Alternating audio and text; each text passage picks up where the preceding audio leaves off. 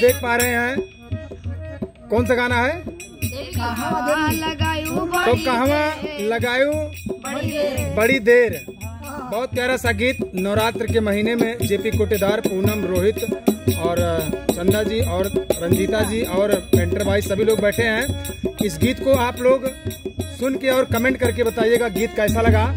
एकदम देसी अंदाज में बगीचे में बैठकर बड़ा प्यारा धुन। आइए सुनते हैं।